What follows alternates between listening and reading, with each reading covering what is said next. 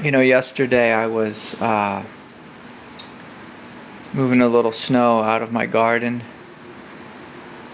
and then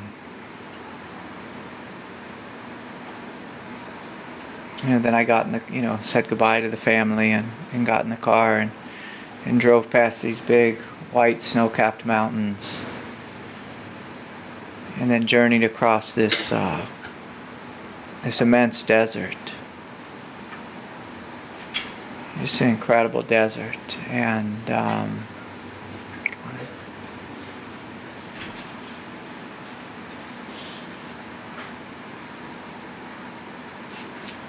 drove through the Navajo Nation and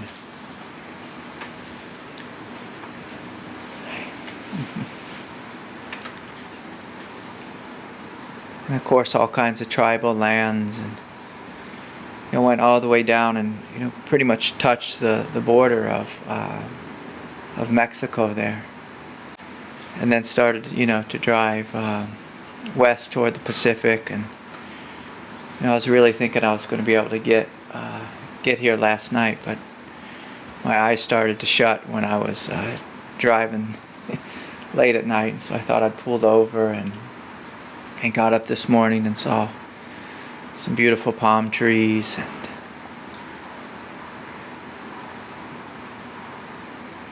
it was 95 degrees. And I came over this last mountain range,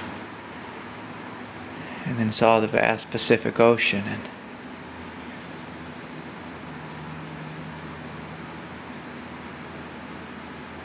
it really is amazing to be able to come together.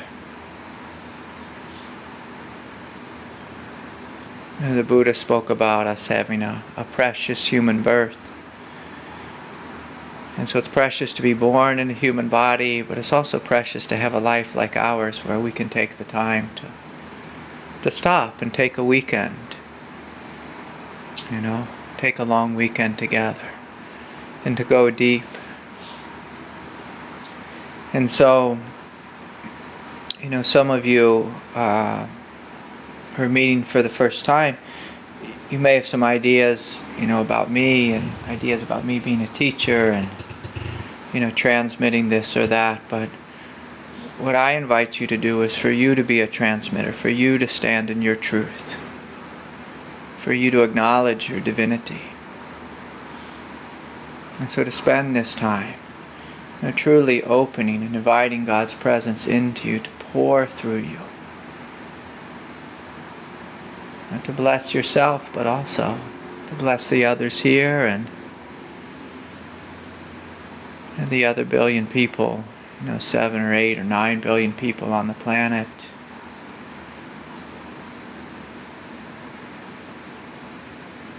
Because now's a time in history when we don't need so much like individual gurus or teachers. We need everyone to be transmitting something higher, everyone bringing something higher.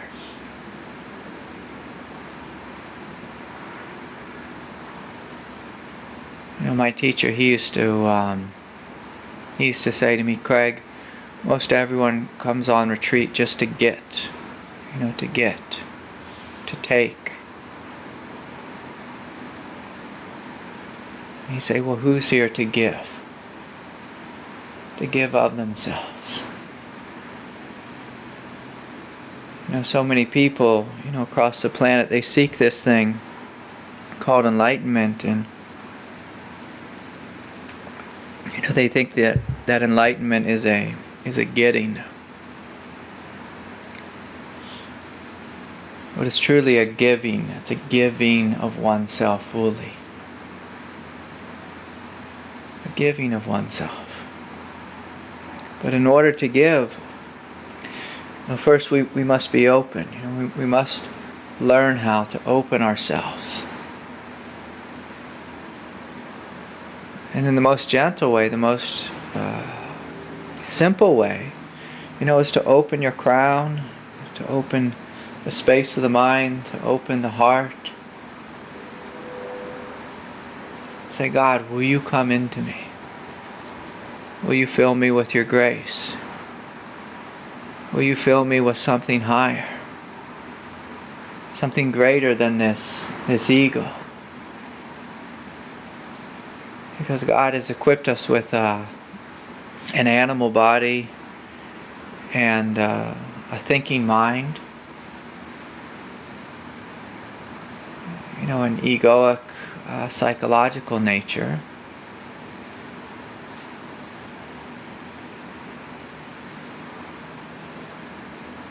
But she's also given us this heart and these 7 chakras, this soul.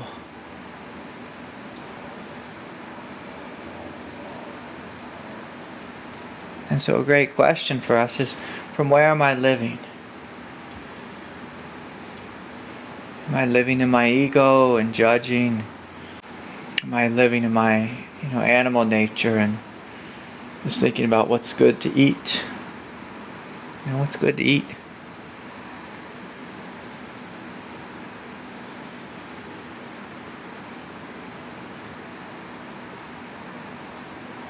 Or am I living in this supreme presence of innocence?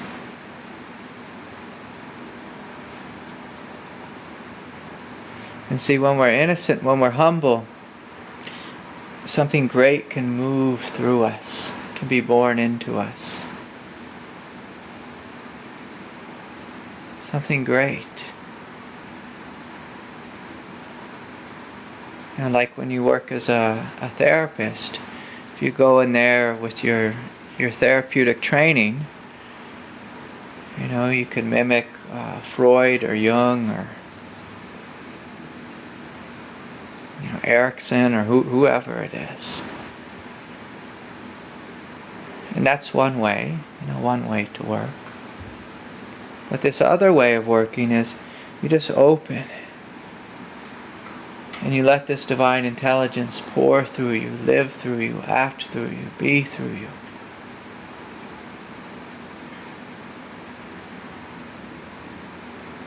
And then something greater comes. Something greater. Because none of us truly have the strength to do this life. And that's why so often we find ourselves so incredibly exhausted or worn out. It's because we rely on our strength, our willpower. We rely on our mind and we say, I'm going to say the right thing at the right moment and then everything's going to work out perfectly, or whatever our master plan is. And it's a good try. Oftentimes it's a good try. I've really been humbled at all the good tries I've given in life. I can remember a time that everything I tried just ended in absolute failure. Where I started off worse than where I was before. It was just being a ridiculous train wreck again and again and again.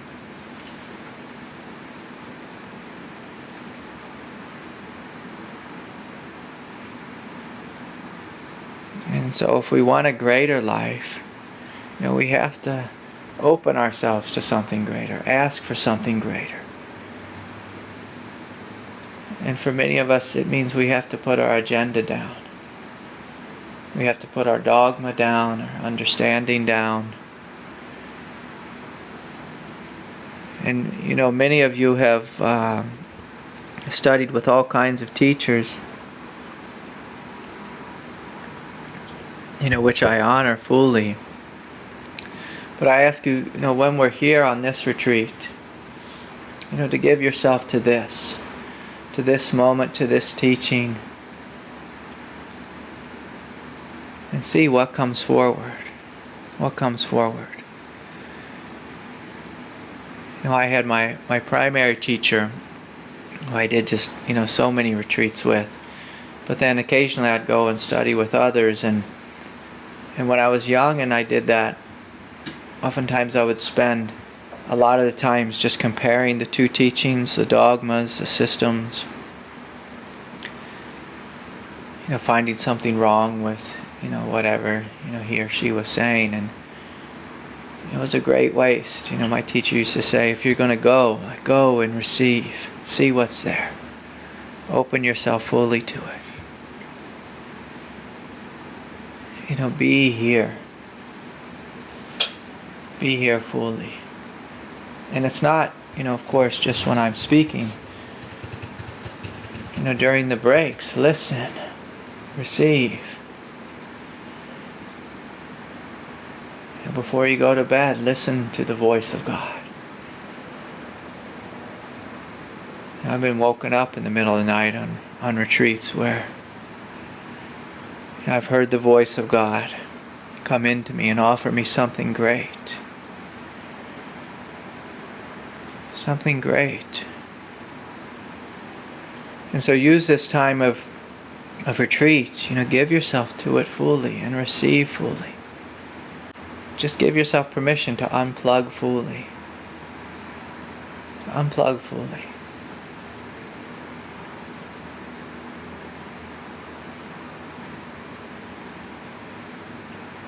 And receive this beauty that you are.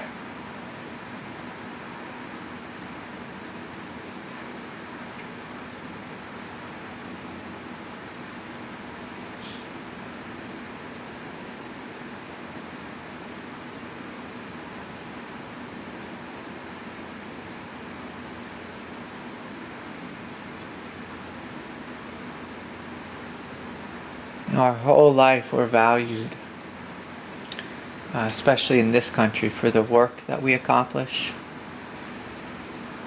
For how many Instagram followers we have, how much money we make, and all these types of things.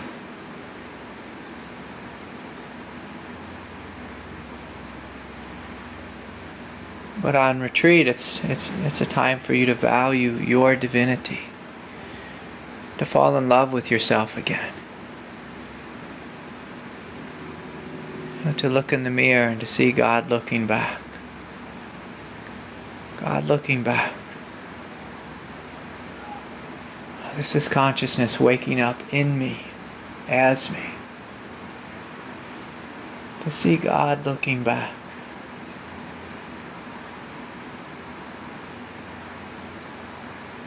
You work as an actor, right? Yeah, an actor, that's a hard job because you go to these, what's it called? Audition. Audition. They say, I don't like you. You're too tall, too short, too handsome, too whatever it is. And it's heartbreaking, to go there and to show up. Because that's what, life is. Life's can really be, this grand audition, they have that, the swiping left or right thing, the Tinder, it's the all time people are rejecting you, or falling in love with the dream of you, and it's, it can be brutal, and our mind is really trained in this way. Especially in California, where you walk around, you see people with, I'm just going to do this, augmented body parts, It's bizarre. I was watching a show the other night with my wife, and it was a young boy who was getting stuff put in his chest, which I was just geez, that's crazy. That's crazy. The people with the lips that are all, puffed up and this and that, and it's, and so there's all this consciousness about us being connected to our form, to the mask, and this retreat is about you being connected to your beauty, to your divinity. So to feel it right now, to feel the beauty waking up in you, the aliveness waking up in you, the innocence waking up in you, saying, oh yeah, this is me. This is me. This is what I am. I'm greater than this mind or this face or what, my father or mother or culture is telling me I'm supposed to be. Sometimes when we're in relationship, we have a partner who just wants us to be so radically different than what we are. It's like you wake up in a house where someone is like scowling at you. When I was 14 years old, I decided to grow long hair and then, have dreadlocks. And my father, he didn't look at me for like the next 4 years of my life. He couldn't even make eye contact with me. He was so just utterly disturbed. I knew he loved me, but it was just, he just couldn't even make eye contact.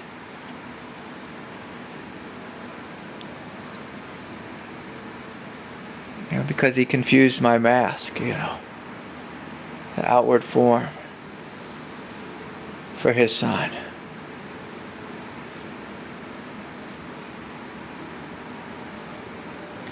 And so now's the time to reverse all that. Like all the time. Like I assume you've been to auditions where they said that they didn't want you. That's most of them, yeah. Okay, yeah, that's most of them. And so like now's the time, to reverse that, to say, I want myself. Like I want this. I love this. I love this beauty that I am, this innocence that I am, this quiet strength that I am.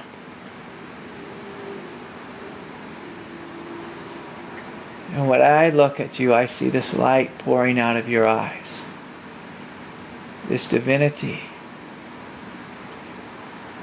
which is both, very humble, yet almost like piercingly brilliant.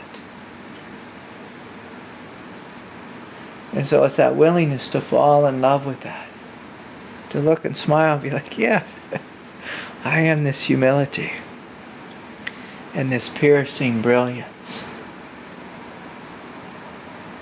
It's almost like a brilliance that can be too much.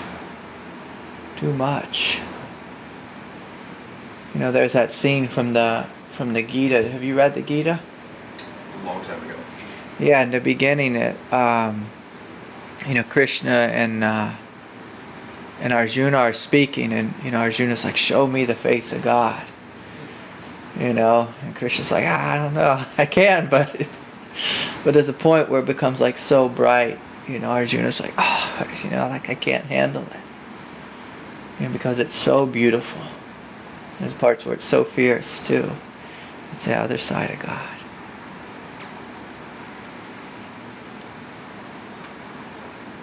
But it's giving yourself permission to see that. To see that. A lot of times, when we show up to these types of places, these retreat containers, especially if you see a wonderful teacher like Adyashanti, we might have these incredible awakenings. But then the good question is, well, why doesn't it stick in people? Why doesn't it stay? And it's because the individual didn't choose to step into it fully, to own it, to say, yes, this is me. This is me. I'm willing to stand in this and be a goddess. I'm willing to own this, inhabit this.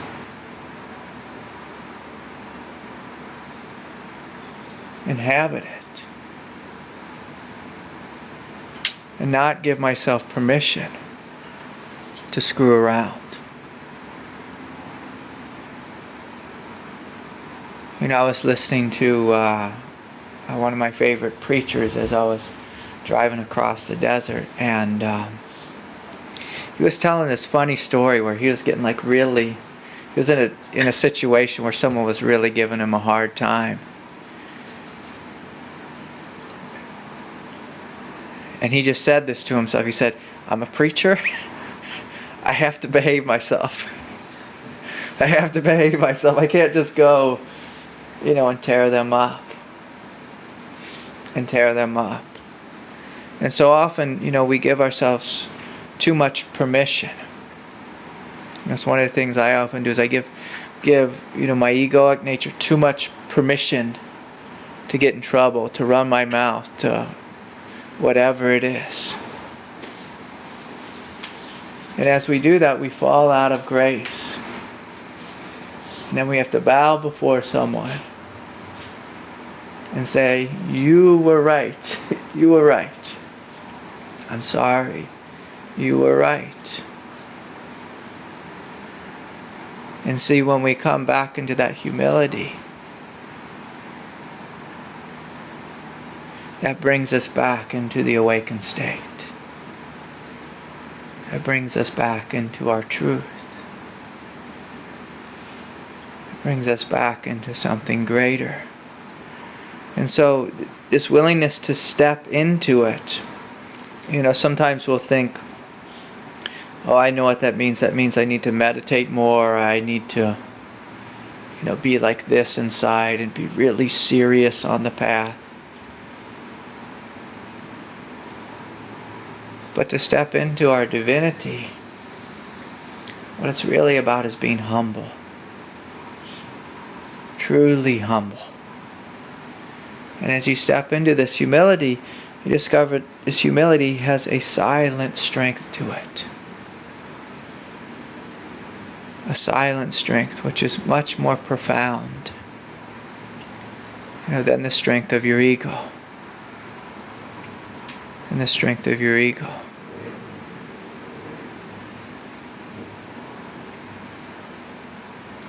And so this fella here, Bryce,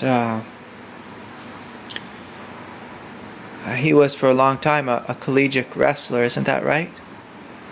Yeah. And so to be a wrestler, wrestling is by far one of the most difficult sports. The training for it is so incredible. I grew up wrestling. I just loved wrestling as a little kid. And the football players, they would come and they would train with us, and they'd say, God, it's really hard, the training that you guys go through. And when I was 14 years old, as a wrestler, they teach you this thing that, if you're like skinnier, if you're lighter, then you drop a weight class, and then in theory it's supposed to be easier. And so you learn to work out like really, really hard, and then to starve yourself at the same time, which is a terrible, terrible thing, especially when you're a growing boy. And so I taught myself this as a kid, just to walk around just starving, and yet exhausting my body. And so as I, began to meditate, I learned to do the same thing. Just to practice just very intensely, to be incredibly disciplined.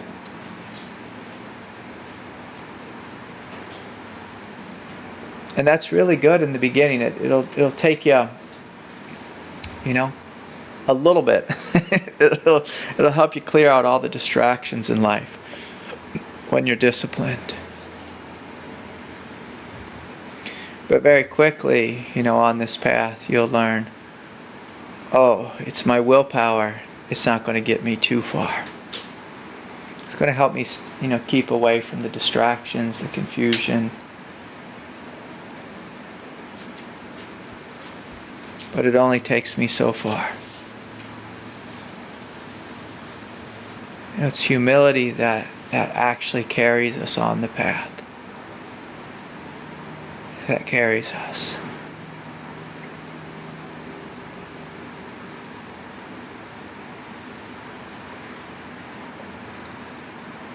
And so, I invite you all to close your eyes.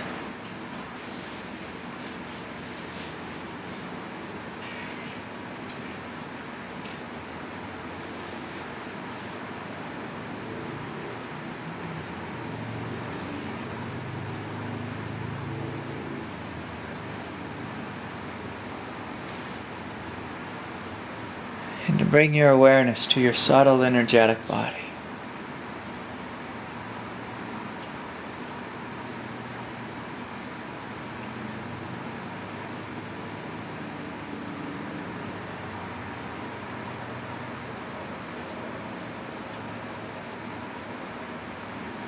Notice this feeling of aliveness.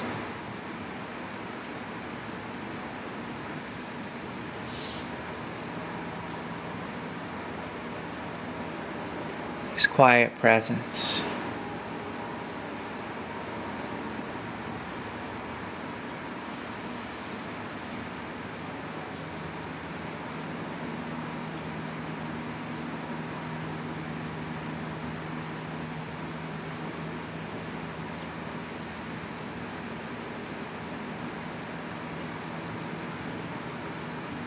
We're just noticing that there is something here, right now. That is awake, that is aware.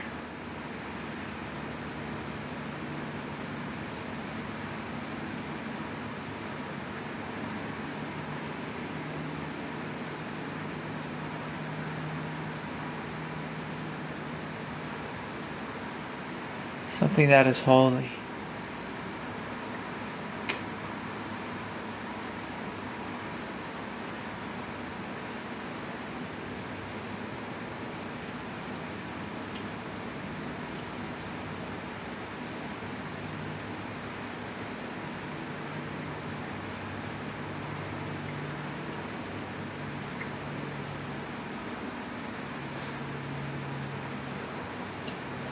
What is this holiness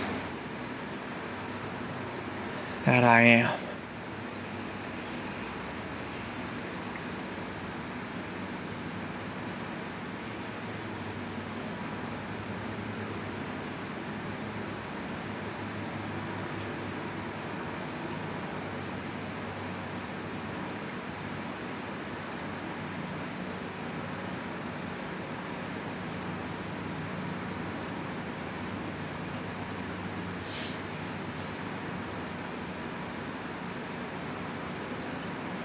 And so I invite you to open your crown chakra.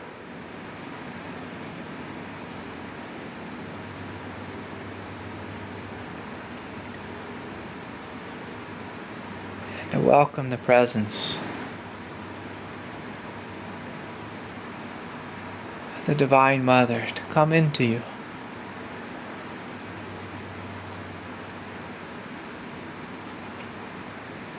So in the most humble way, say, Mother,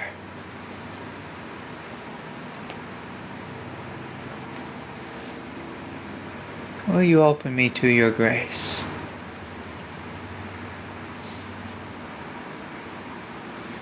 To your light?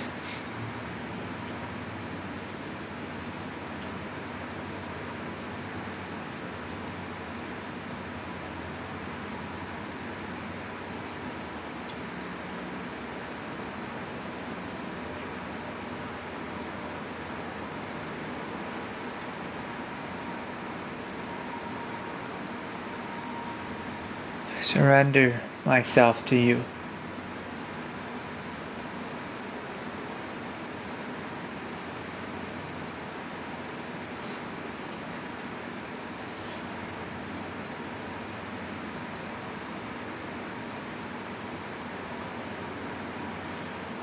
So you may feel this grace flooding into your third eye, the space of your mind.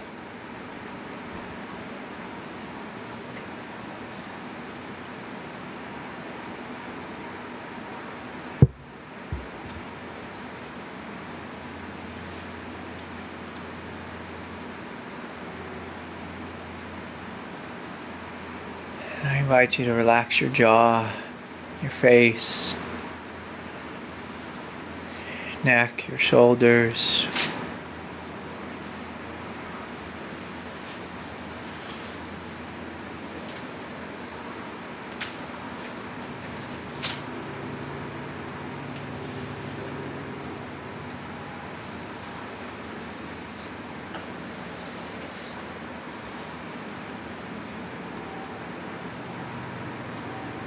Invite this grace to descend down through the throat chakra into your heart.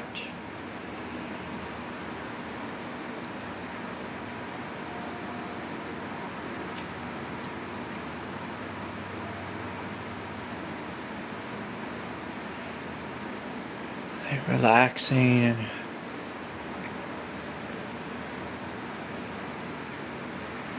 opening the heart.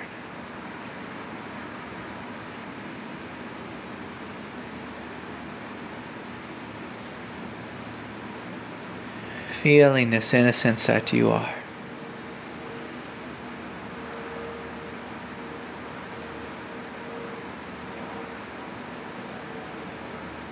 This goodness that you are.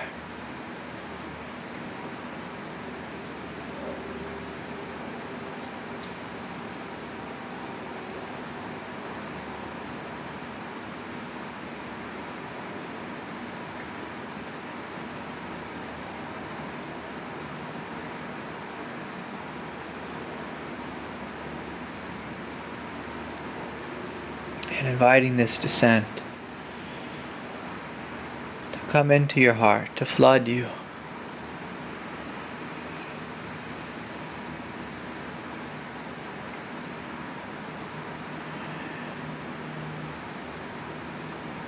To explode outward.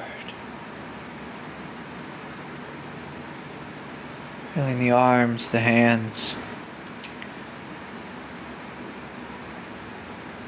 solar plexus, pelvis,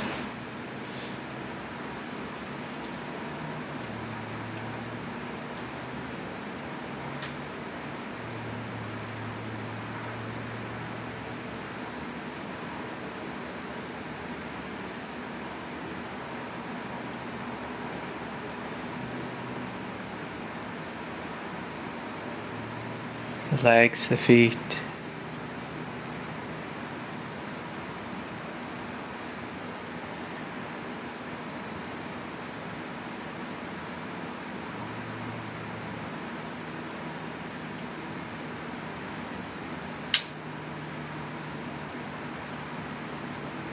We also invite the Mother who's in matter, who's in the earth, to start to come up from below. So you feel this descent from above and simultaneously an ascent from below. Starting to feel this gentle aliveness coming up through the balls of your feet, the calves, the shins, the thighs, the pelvis.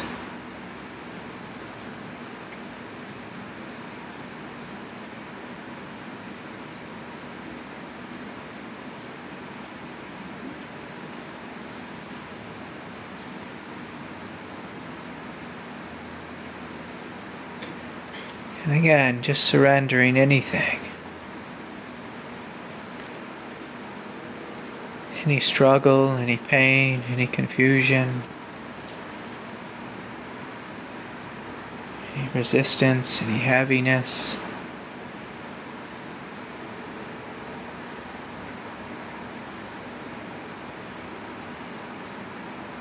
Any heartache.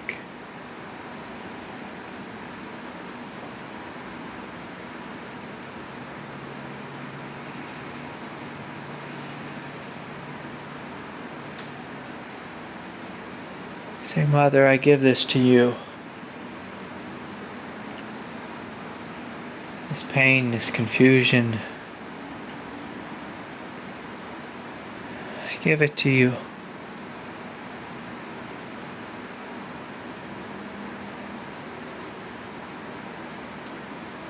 Just opening yourself.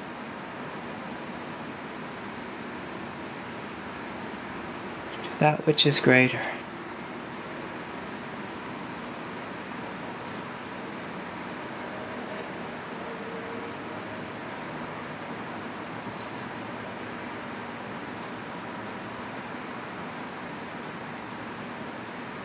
Relaxing the heart, relaxing the belly.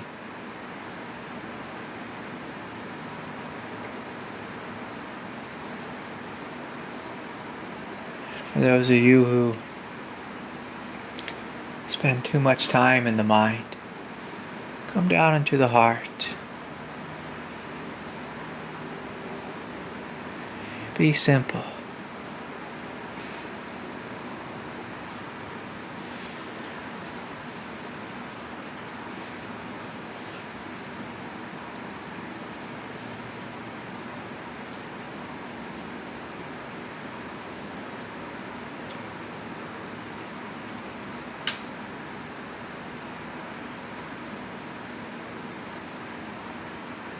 Be innocent.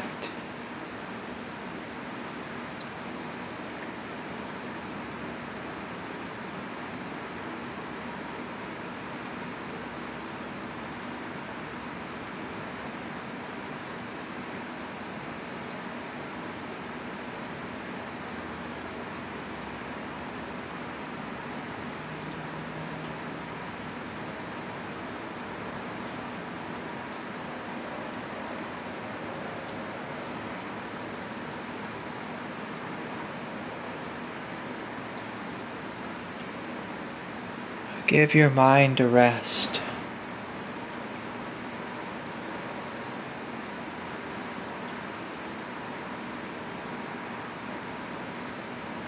Give it permission to be sky-like, vast, free.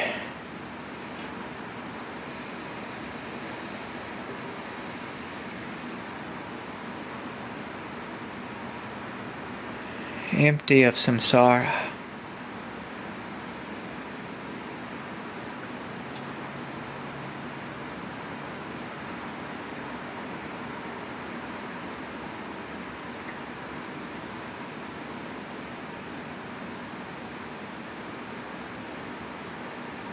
Yet full of grace.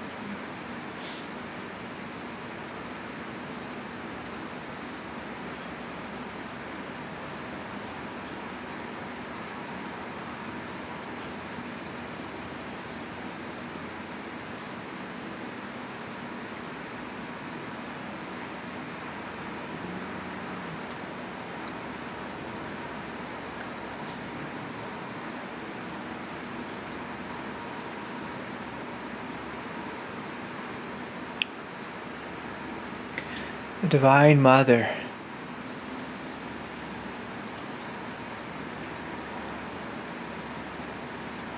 is asking you, can you give yourself to me?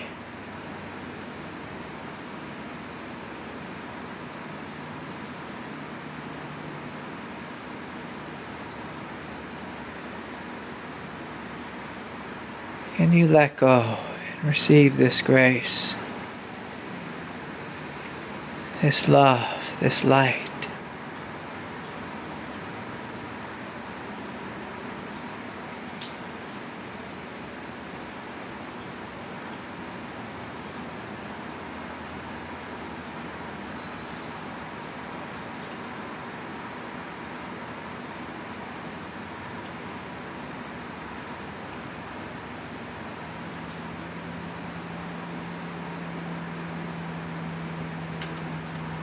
Can you give yourself to me this day?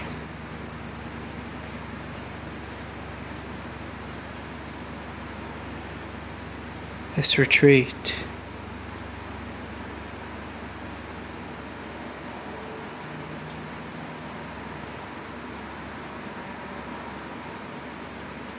This life.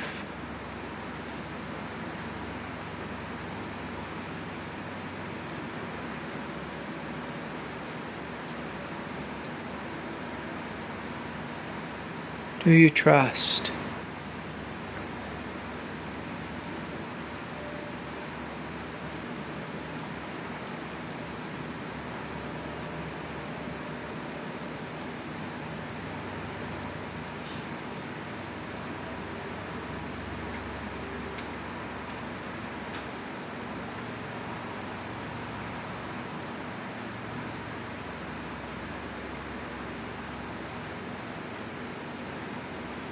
You trust that it's okay.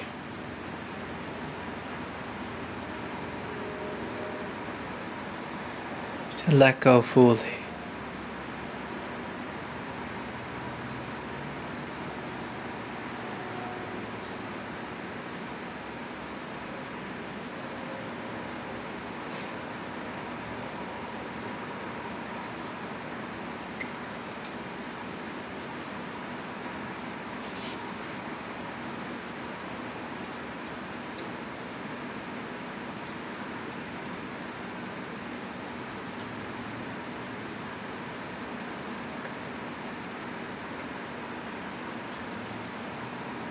Do you have absolute faith?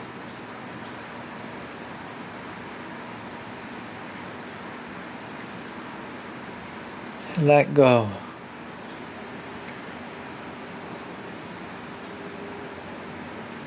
And receive the hugeness of what you are.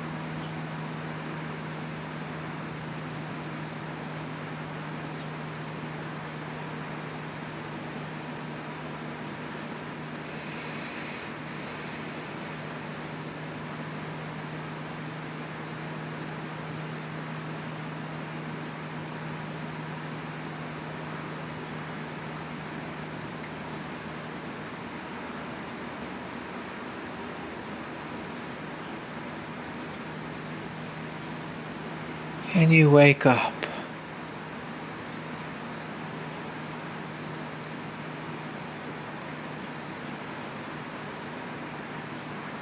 To the hugeness of your divinity.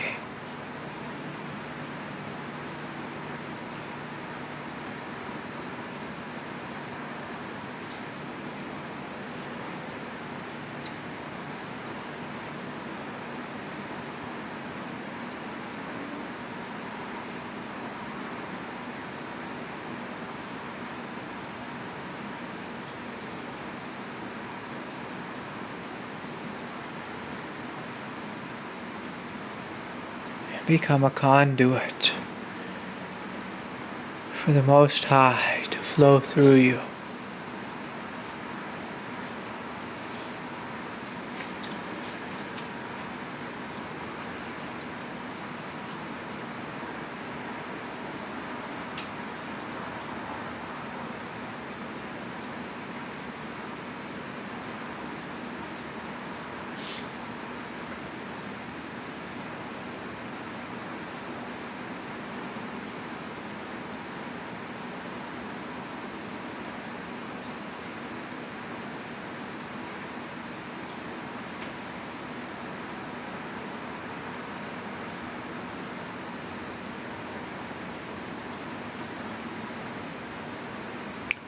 Aurobindo.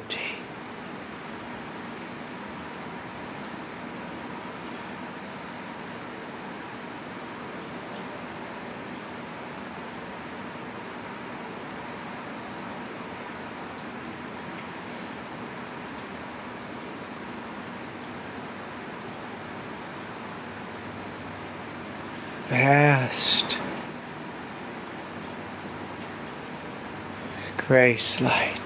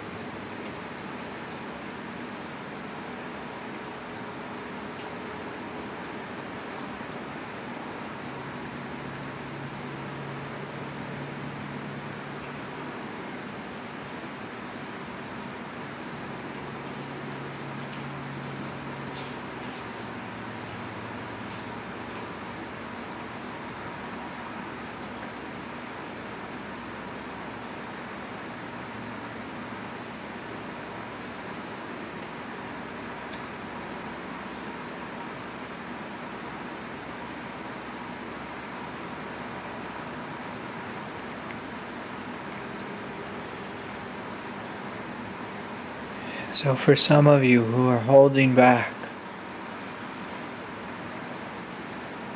I invite you to let go a little more deeply, a little more fully.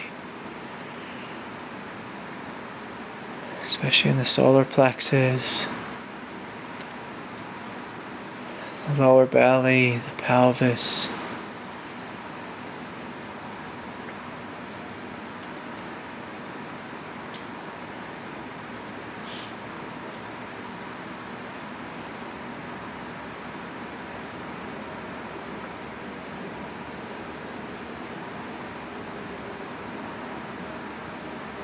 Be still.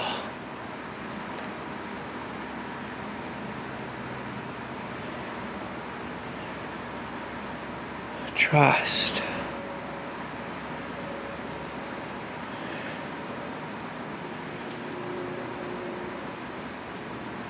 Surrender into this grace.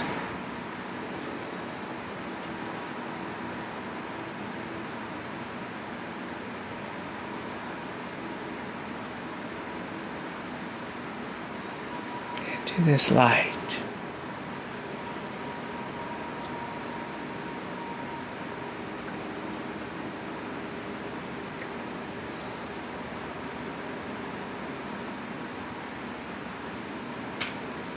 This love that you are.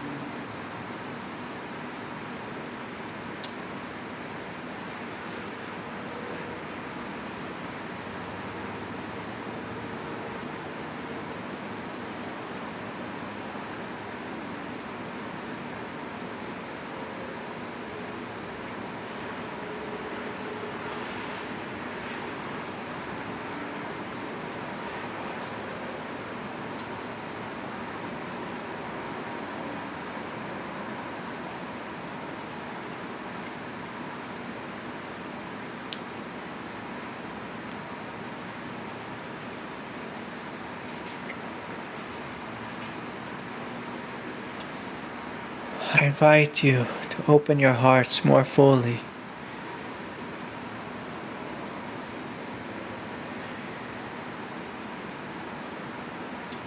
And to allow this light to pour through you.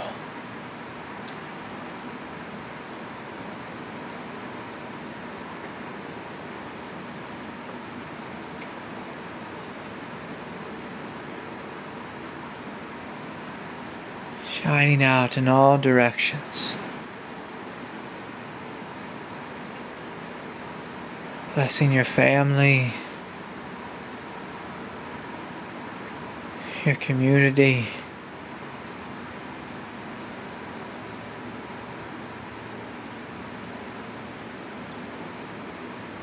shining out across this globe.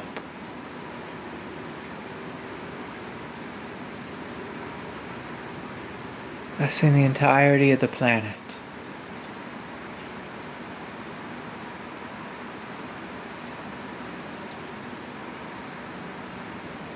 This truth, this light, this love.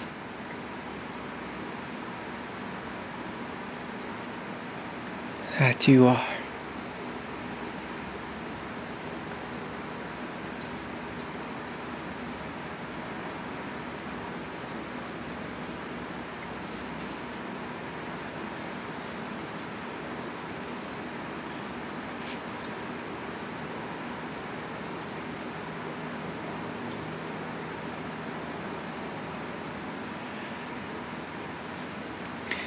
Just gently bring your hands together in prayer. Lord, may this light, this love, this grace bless all beings without exception. Without exception.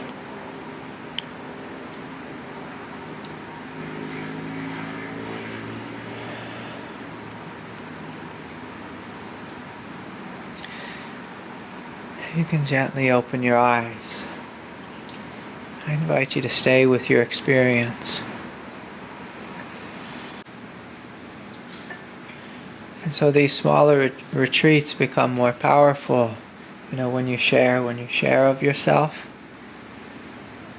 And so I'm going to invite you, to stay with your experience. So we spend some time in silence, we spend some time in meditation, and we're opening to the hugeness of what we are. And we're opening to this grace to flow through us. And then I invite you to embody it, to speak it.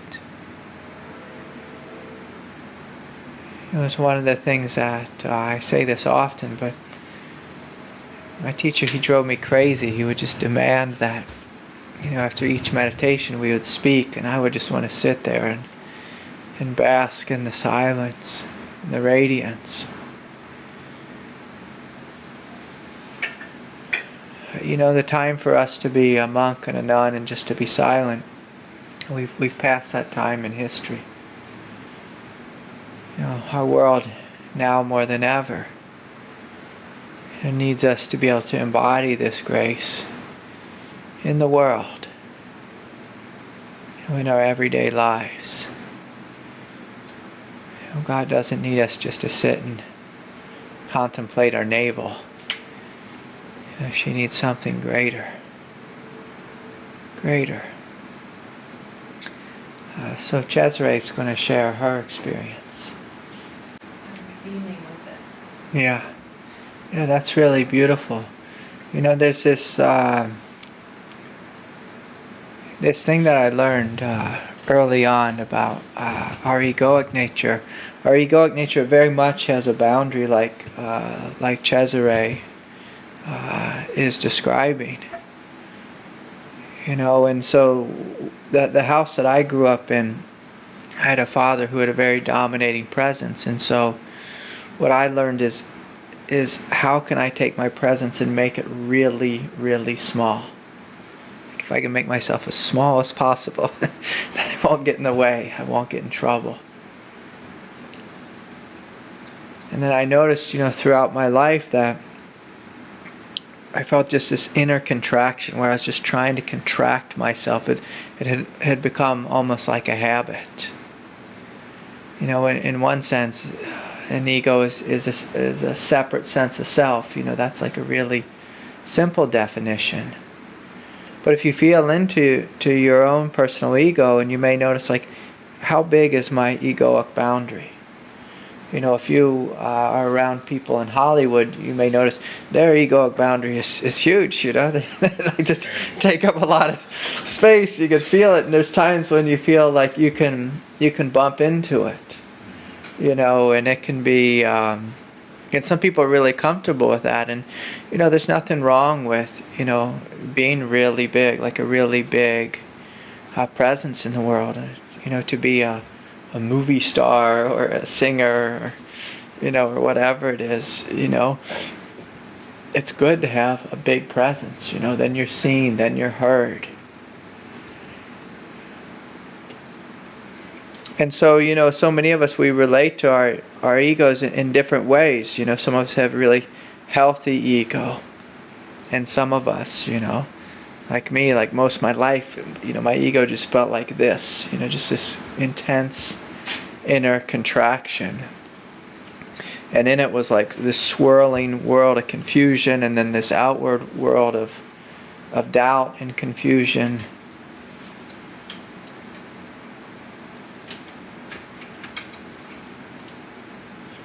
And so, we have this boundary, and it's good to notice, like, okay, where is my egoic boundary? And do I have to believe in it? Like, do I have to believe in my egoic boundary? Like, do I have to allow that to define what I am? And then as you start to, awaken on this path, and you start to get comfortable with the discovery of your subtle energetic body, you might discover, oh, there's this other sense of self that's here. Like there's a spiritual self. And you may notice, like Cesare was describing, oh, my spiritual self is normally like, this big. This big. And so can we get comfortable with that? For most of us on the path, it's a huge thing just to get to know that, oh, there's a spiritual self.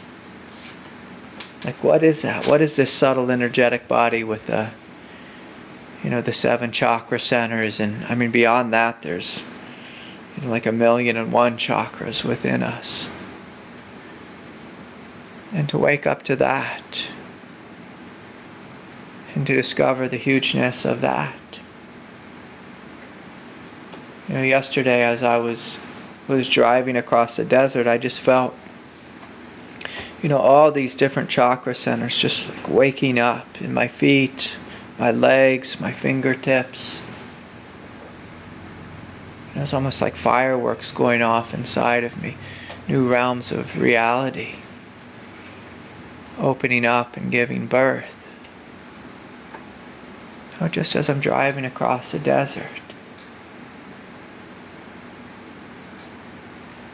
And then some people, they get overly fascinated with that, and they get stuck, on, like their chakra body, their astral body,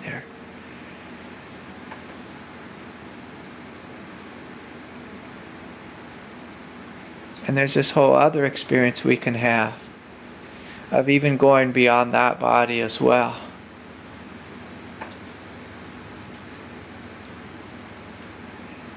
As experiencing our mind as big as the sky. Our heart is as huge, as vast as the ocean.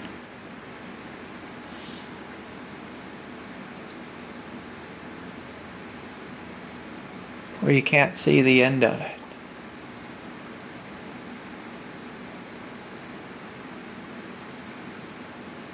Where you feel yourself almost like you're exploding into eternity.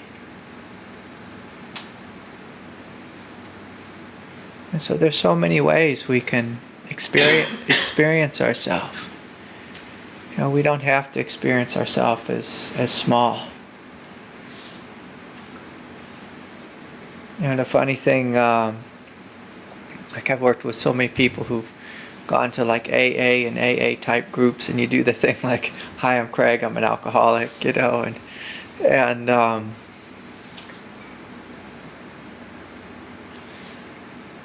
there's freedom in just like getting that off your chest, but then there's also this thing that happens if that becomes your habit. Like I've worked with people who haven't missed a meeting in 30 years, and every day they go to the meeting, they say, I'm Craig, I'm an alcoholic. And you can feel like a crustiness, like in their consciousness. You can feel there's like cobwebs there. They've built this sense of identity around it. And there's, of course, anywhere where you've limited yourself, especially if you've limited yourself to be an alcoholic,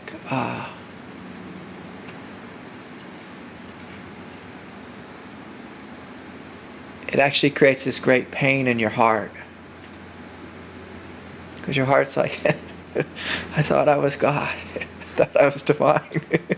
Someone's telling me every day for 30 years I'm an alcoholic. You know? Or a starving artist, or what, you know, whatever the hell it is, you know, that our egoic identity is. And just to give ourselves permission to let go of that. And that's the beautiful thing about retreat is a time to be nobody. You know, just to erase those old silly identities. To be nobody. You know, I get to come here and like I don't have to be dad, I don't have to be a father, I don't have to be on taking care of her needs, you know. Telling her, put your shoes on, we're going to go outside. Zip up your jacket, make sure you eat. You know, you didn't eat enough. Take 4 more bites for daddy. 4 more. Just 1 more, please. Just will you put the food in your mouth, please. Please. No, you can't have ice cream. You have to eat the dinner first. Please, you know. And so retreat is a time when we don't have to. You know, we don't have to be the boss. We don't have to be, you know, if we're in the office, we don't have to be doing the, sending the TPS reports or whatever it is. You get to be nobody. And when you get to be nobody, what you find is you start to discover that what I truly am is holy, what I truly am is divine. What I truly am is bigger than the sky, you know, deeper than the ocean.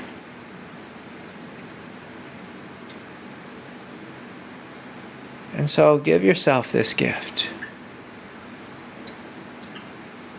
Give yourself this gift of being huge, being huge. Yes, so thank you, Cesare. It's really nice to open and notice, you know, oh, I'm really tight there. Yeah. And then you let it release and then feel all kinds of heat and movement and oh, it's alive. And then how big is that? And then Yeah.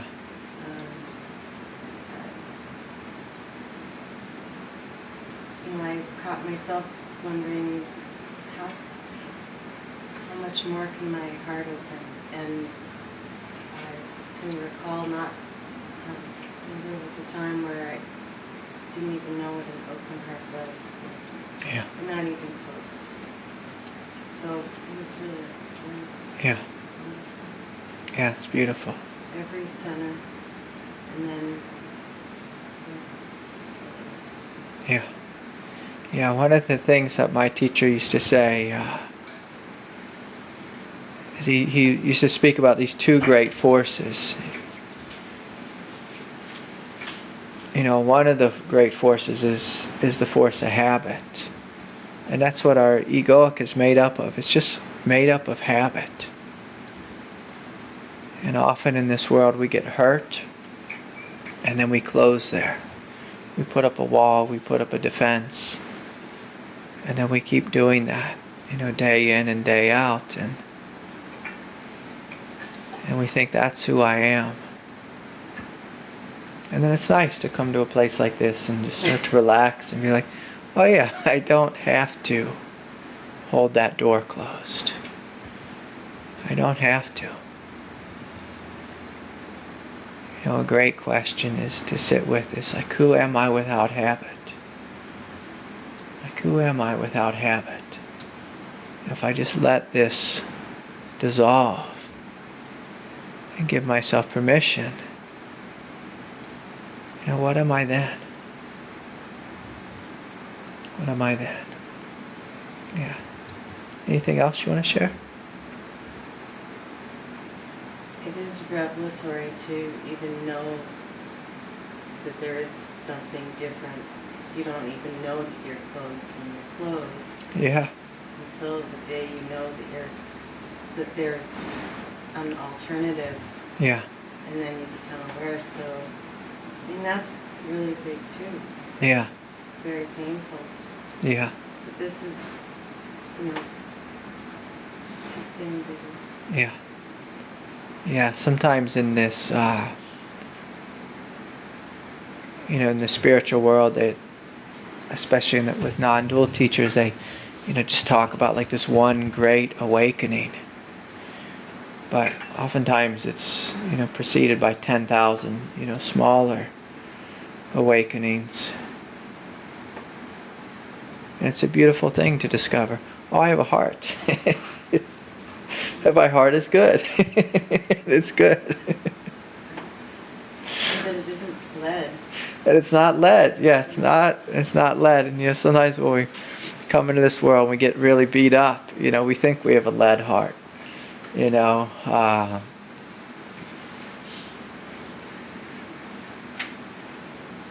there was a song that I used to listen to a long time ago.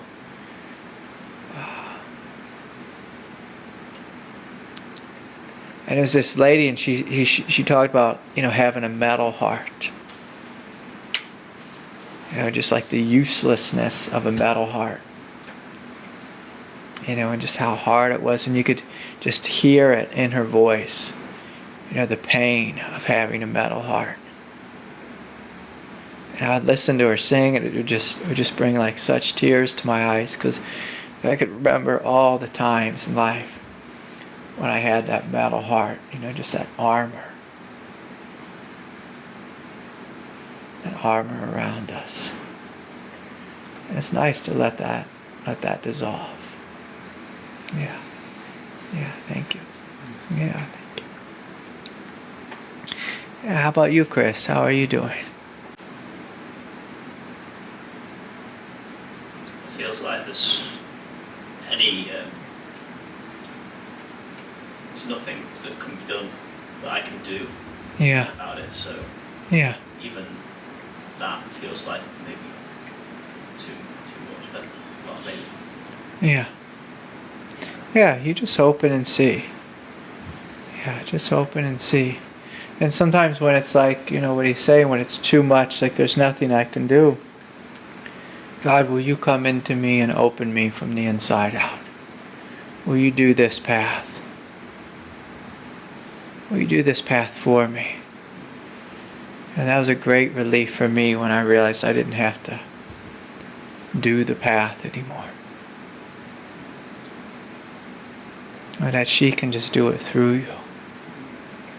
It's a hell of a lot easier. A hell of a lot easier. I worked really hard at doing the path really good.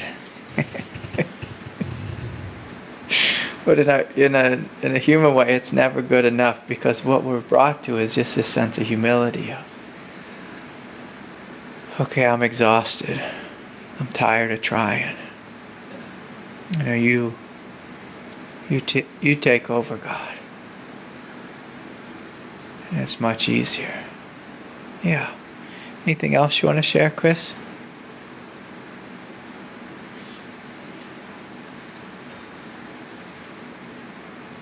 No, it's really nice to be here. Yeah. Really good to Yeah. meet you finally. Yeah.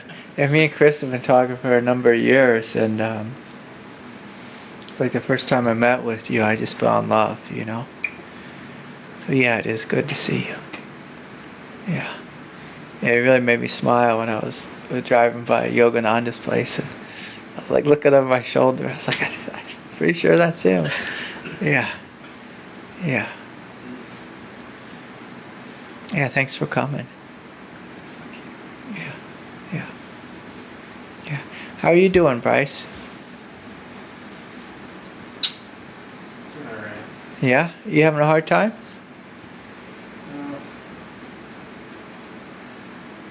The problem with being lost in my head. Yeah. And kind of disconnected from my heart, if you will. Yeah. Is there anything good in your head that you've been getting lost with?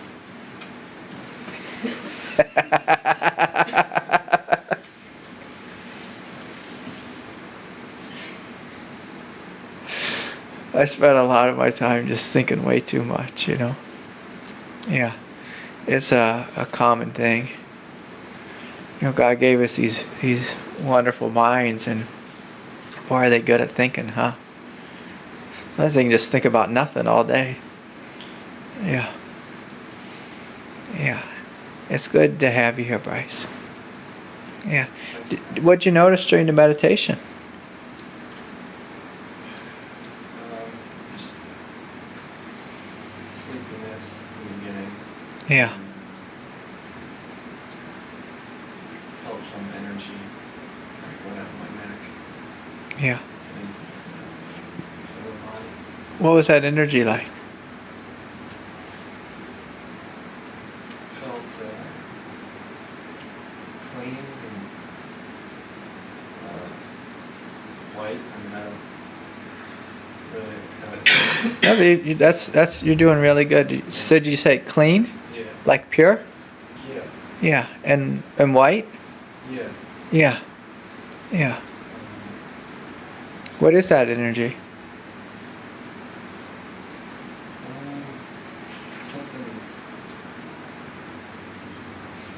Something bigger than myself. Yeah. Yeah. And see, one of the things we do in meditation is we can sit and think a lot, and I've done that a lot. So don't feel like I'm picking on you. You know, most people who they're sitting in Zen meditation, they're thinking all kinds of just crazy thoughts.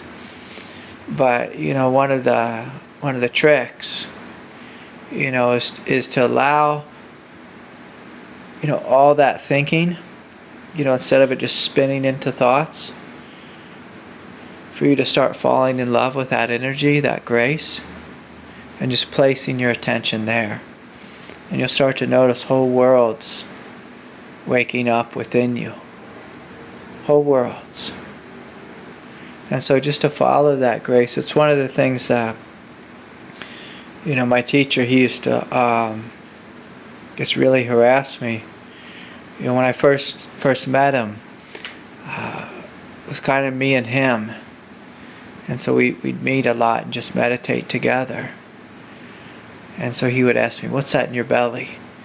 You know, as this world of grace was opening in the belly, you know, or like with you, like, what's that white light like coming down your spine? And so he would see it happening in me, and then he kept pointing my attention to that thing. And then my mind became trained in just becoming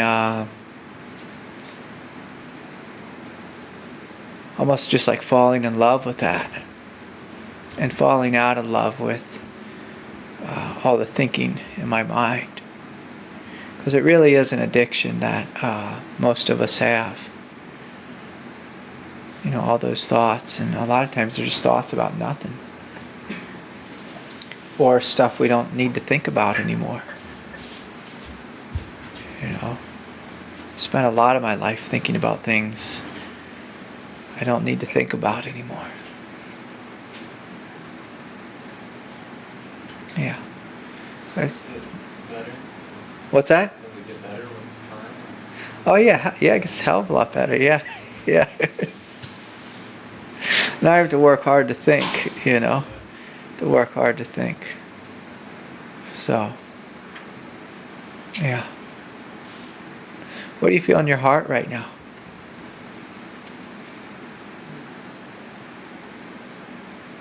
A lot of emotional stuff.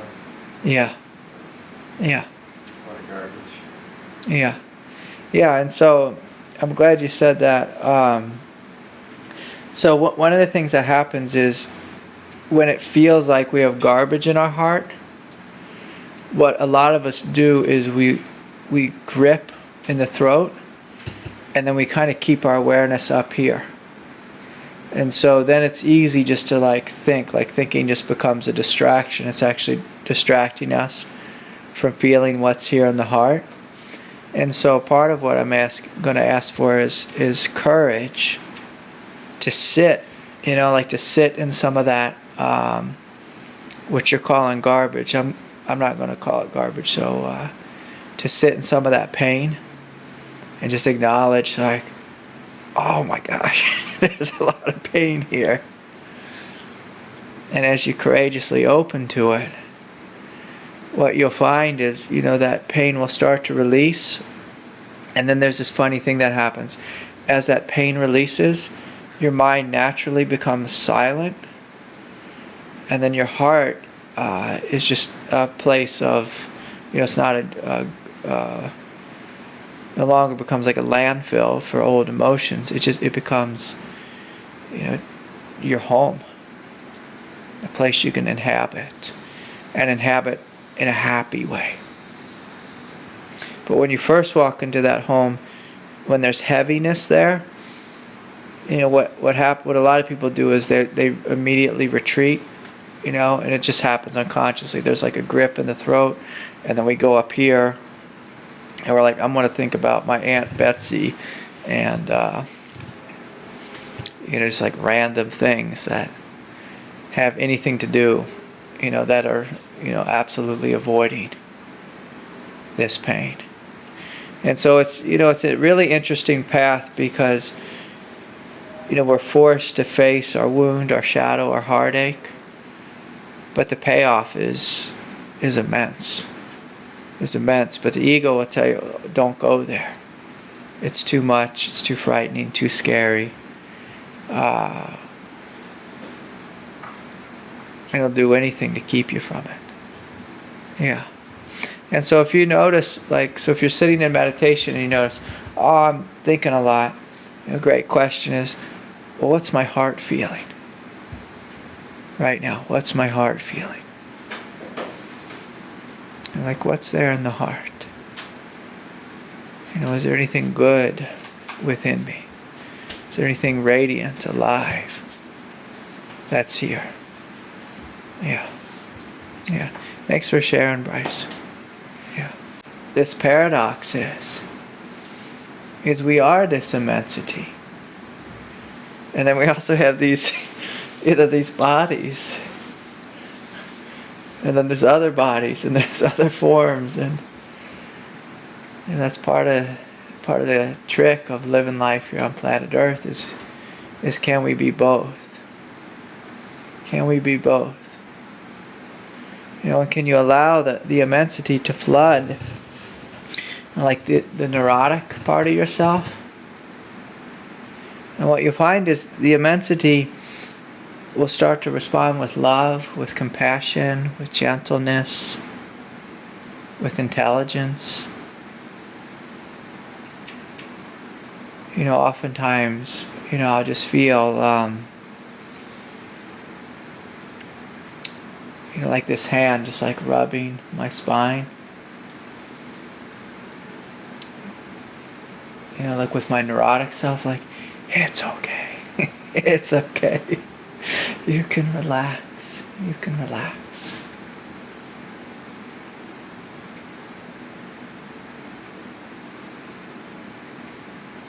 And so the more you just allow that neurotic sense of self to be held, to be loved, the more it starts to heal and then fall into alignment with the hugeness. And then we don't feel like I got it, I lost it. What it starts to feel like more is I'm this hugeness, and then in a humble way you also acknowledge, and I have an evolutionary body, an evolutionary mind, evolutionary sense of self, and there's no judgment about it. And it feels totally inclusive. Even even when the neurotic sense of self acts like a total idiot or fool, it feels like total inclusivity in that. There's this myth that a lot of teachers speak about getting to some perfected place, and it's true that consciousness is perfected, but the human form, it's an evolutionary body, and so there's always going to be some evolving edge of it, some part that can very easily feel outside of God. But the more and more you welcome that into the immensity, then even the egoic nature just starts to look at God and feels as if it too is God. It too is divine. And that it's the evolving edge of God in form, God in matter. And it's really beautiful because then you don't have anxiety about being human. Push away. Yeah, there's no pushing. Yeah, there's no pushing away. Like the idea of away or pushing or two falls away. And there just feels like there's one, even one in, being a fool sometimes. Yeah. Yeah. Often we think that the I got it, I lost it phase will fall away when we just get blasted one more time into the immensity. But it's when the immensity embraces the human, and the human embraces the immensity. It's like, oh, one, not two. And there's great freedom in that. There's just like this childlike innocence in being human. And being human. Yeah. Yeah, well, thanks for sharing. Yeah. Yeah. It's Chris, right? Yeah. How about you, Chris? You're a handsome man. Thanks. Yeah. Isn't he a good-looking fella? Mm-hmm. Yeah. Yeah. Chris, what's your experience? So I think even before we started the meditation, I was feeling a lot of clarity. Yeah. And some expansion. And when we went into it, it was kind of serendipitous that it was about opening to the Divine Mother for me, because somehow that intention formulated itself in me like a week ago or 2 weeks ago or something. Yeah. And that's not normally like a core part of my practice. What is a core part of your practice? I mean, I just meditate a lot. Yeah. Lately, it's like been a lot of efforting. And yeah, just meditating in the morning every day before I go to work. And What kind of meditation do you do? I've been cycling through a lot of different stuff lately, but like normally in the morning, I do some breath meditation or some self-inquiry. Yeah. And just a week ago, you started to feel a connection with the Divine Mother? Yeah, I mean, it's more like something old coming back. Yeah. Yeah. What is that?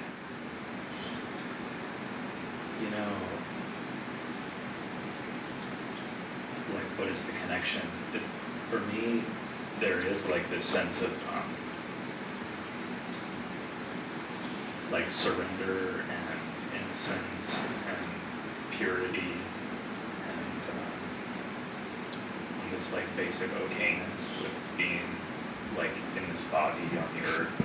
Yeah.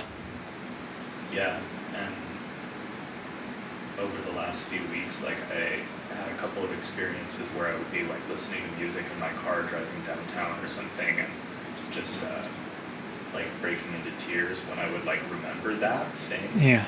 That I always seem to lose touch with. Yeah. Yeah.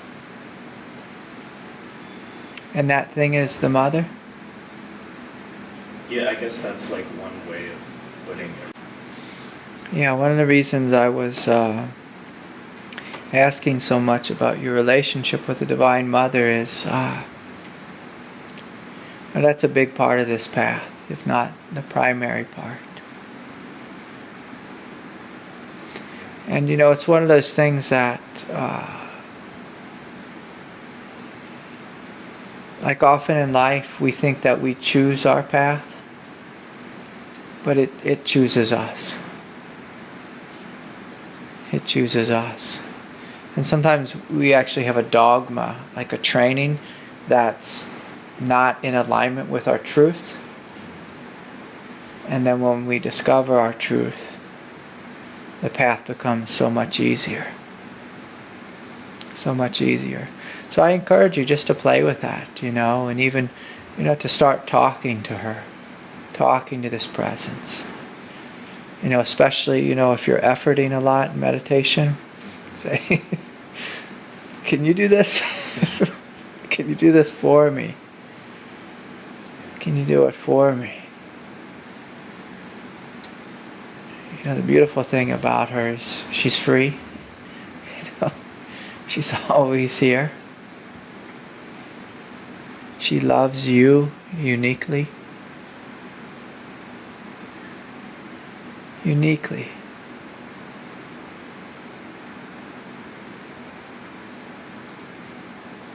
She wants nothing more than for you just to let go into her.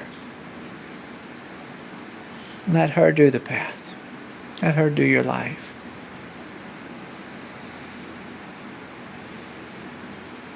In the end, you see that you and her are one.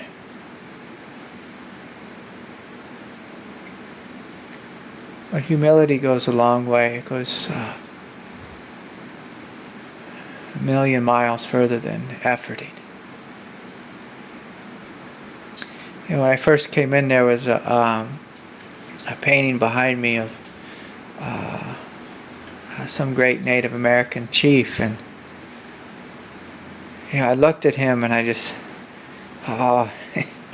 this isn't, he wasn't my lineage. I could feel his heaven realm, his truth, his power, his groundedness. But he just wasn't my lineage, my path. I think there's one behind me now, though, huh?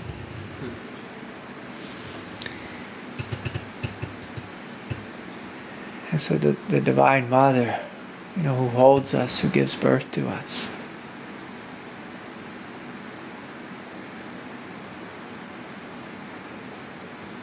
And we can all just experiment and just open and see. If you've never spoken with her before, hello? Will you come into me? Will you hold me? Will you bless me? Are you real? Whatever it is, like some people struggle with God. I never struggled with God. And as you open, you'll find that she'll open all kinds of worlds to you. Ivy, did she open some worlds in you? Yeah.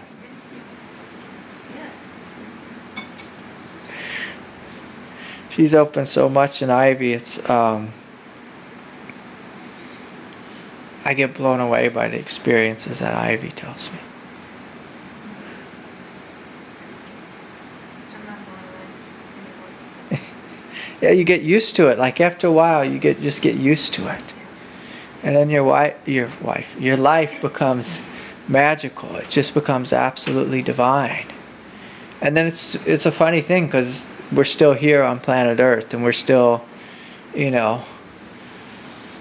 walking into the office or wherever it is. Yeah. My life's Very what? normal. Very normal, and yet incredibly extraordinary. Yeah, but normal.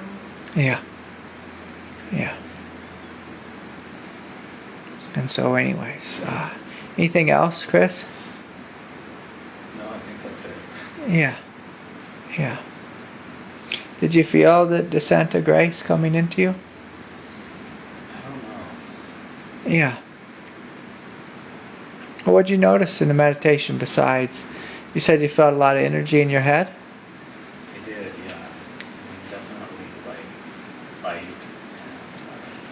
And, and I was aware, I think when you said to physical body. It's like I wasn't sure, am I really tuning into the subtle body, or is it just physical sensations in my body? Yeah. Yeah. Yeah, I'll make it real simple for you.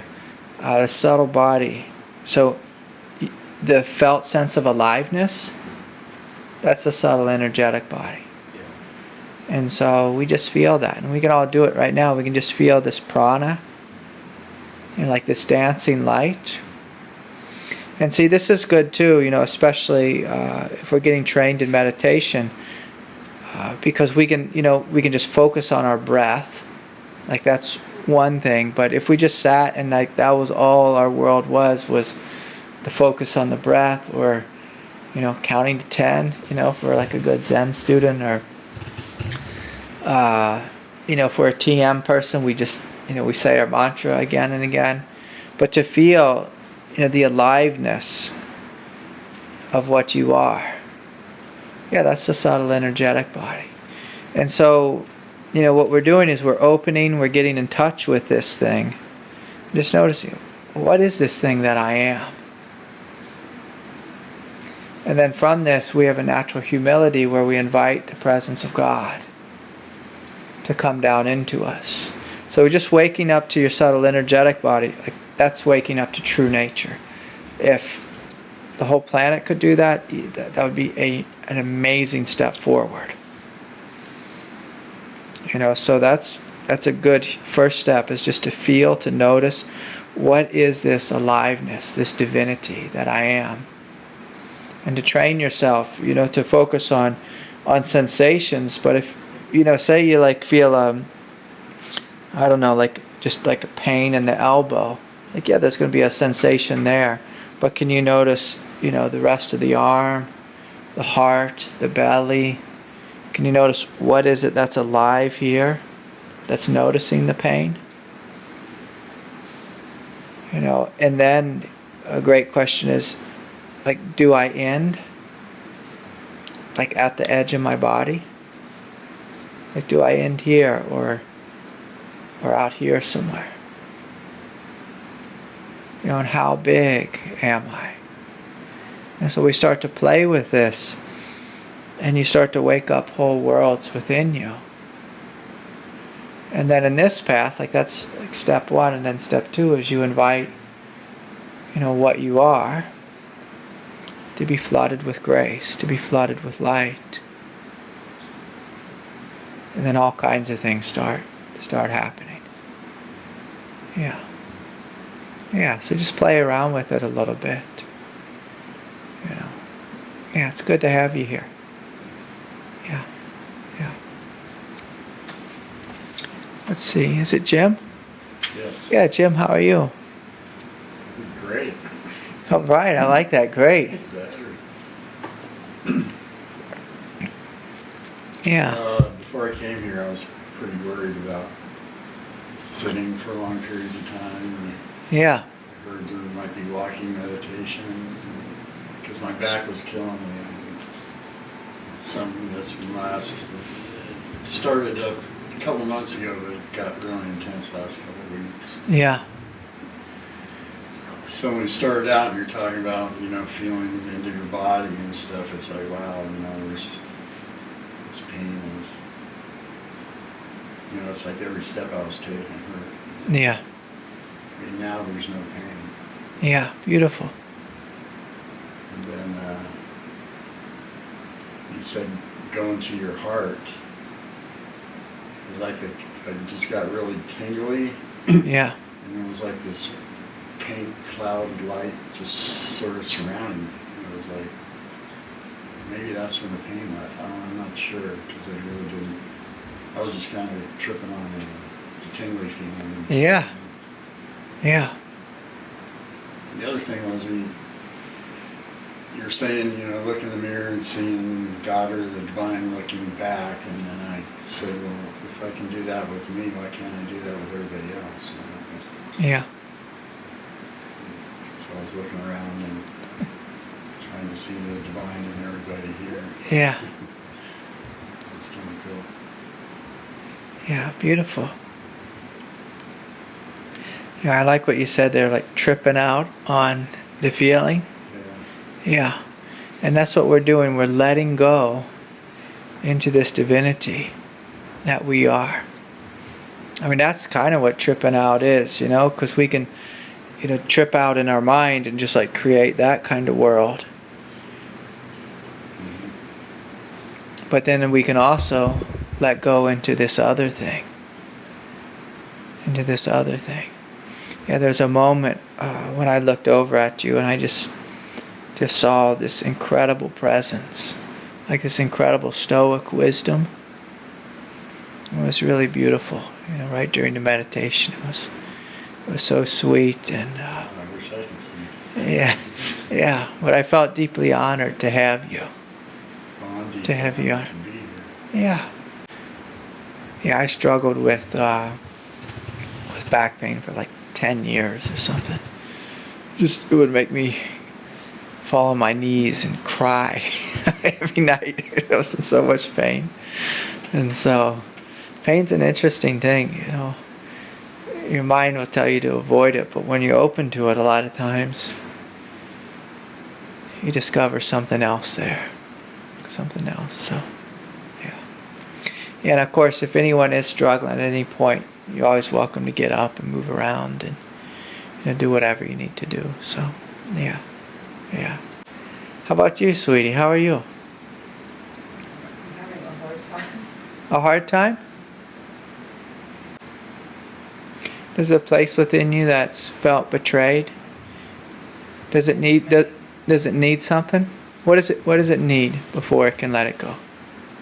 The part of you that was betrayed, was it hurt?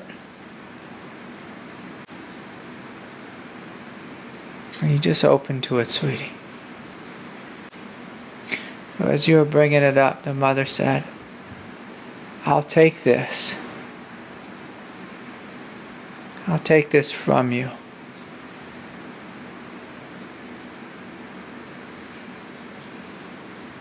You don't have to carry it any longer, sweetie.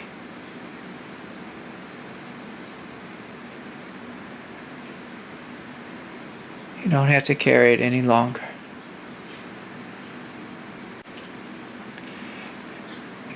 It's time for you to come home, sweetie.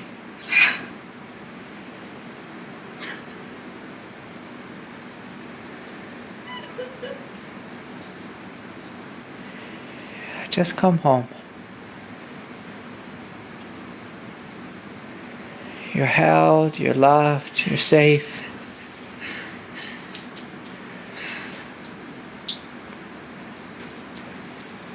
You can come home.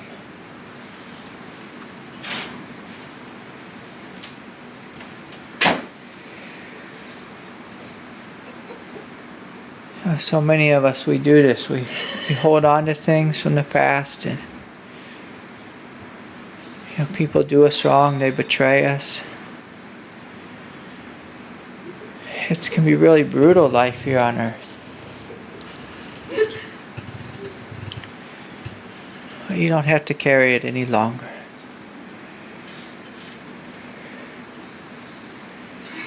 Just give it back to life, give it to God.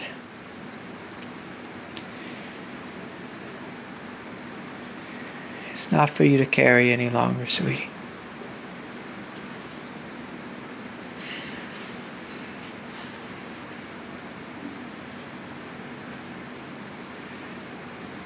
This next phase of your life is about you stepping into being a goddess.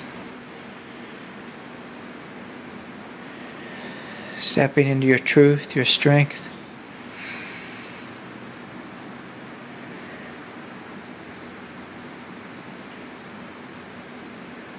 And you're doing good work, sweetie.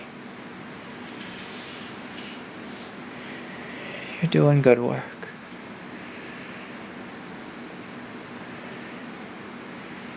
You might find more parts of it just kind of letting go throughout the night, throughout the evening, throughout the weekend. You just give it all to God. Let her have it.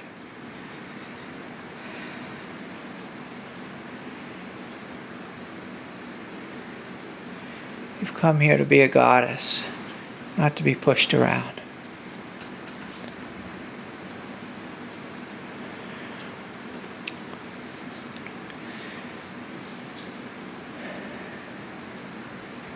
So thank you, sweetie, for sharing. And so all of us, we all know this gripping, this holding on. It's nice to let go. It's nice to let go. Yeah, thank you, sweetie. You're doing all the hard work. I'm just sitting here.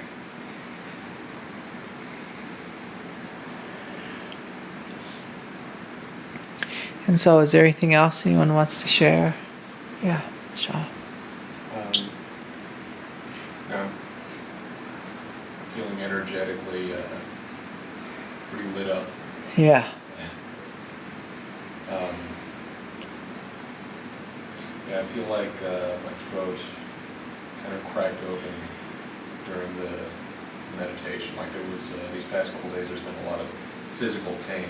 Yeah. You know, like muscle cramps and even like difficulty swallowing. And it all just kind of opened up, and now it's like a dam broke. Yeah. You know? Yeah, that's the throat chakra opening up. It'll feel like that, a dam breaking. Yeah, it feels nice, huh? Great, yeah. And, Yeah. Feeling a little chatty too. Yeah. Like. Yeah, that's normal. Yeah, yeah. I'm really glad I ended up coming here. Yeah. Yeah, I'm glad you came too. I emailed you and then didn't hear from you for a while. I was like, oh, I wonder what he's thinking, you know? Yeah, so nice you came. Yeah. And, yeah, what I was hearing, I came a bit late, but what you were mentioning before kind of struck a chord, you know, that there's, I feel very comfortable, at home, in my proverbial cave. You know? Yeah. Like just staying at home, going on my nice meditative walks, but now there's kind of this call to, bring it out into the world. Yeah. Yeah. To be sort of, to bring a light into it. Feels a bit arrogant to say. Is it arrogant to say that? There's a part of me that wants to kind of hold back because, I don't know. You think God made you to hold yourself back, to be small? No. You sure that's not his plan, that he just wants you to be just like this quiet little presence in the world? I doubt it. Yeah, God made us to be big, to be vast, to be huge. And there's too many people being small. There's spiritual people being small, and then there's egoic people just being distracted. And that doesn't leave our world in a really good place. And so can you be big? Can you be big?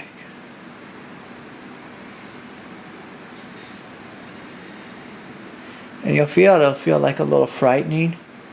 Or you go say, oh, you can't be that big. What will people think? What will they say? Who does he think he is, Yeah. Walking around smiling with that big heart. Being joyous. Being compassionate.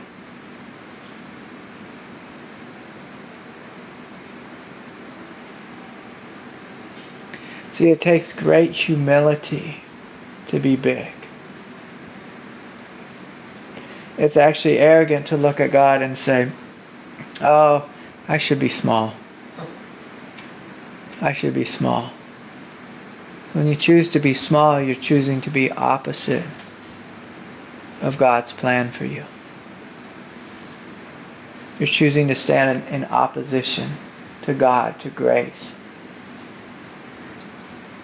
to light, to compassion, to being a bodhisattva. And we don't need you to be small.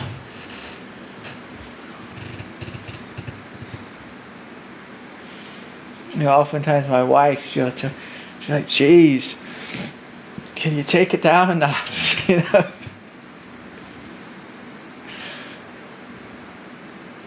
Because you'll see that sometimes I'm too much for people. And she gets a little concerned about how their ego is feeling, but I'm not concerned how their ego is feeling. I want to walk up to them and be their best friend. And talk to them like I know them. And see their divinity. See their divinity. And sometimes you'll find it'll scare people to freak them out.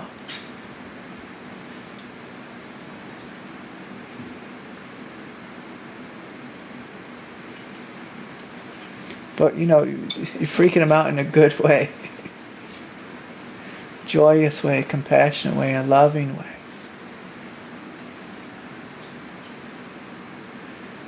You're not meant to be small.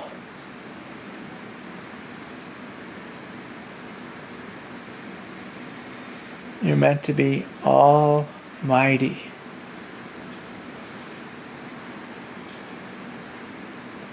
Almighty.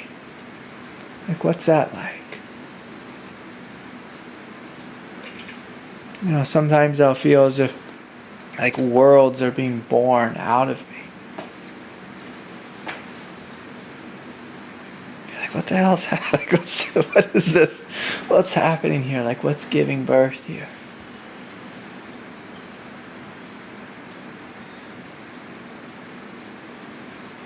So be big.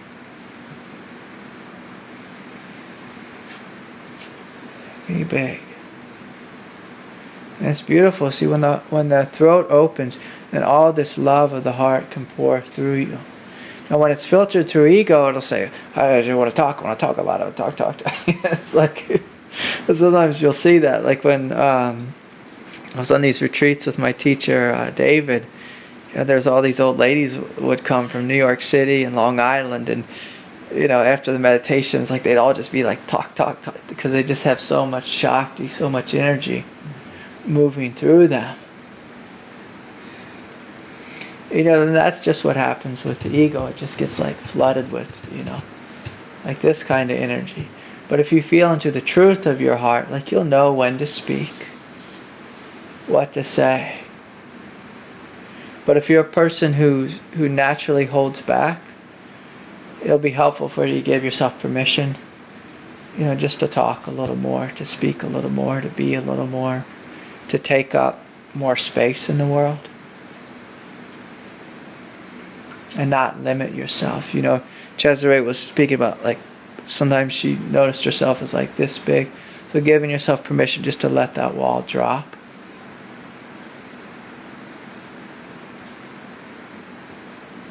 And then see what happens. See what happens. Yeah, so I'm so glad you came. Too. Yeah. Good to see you.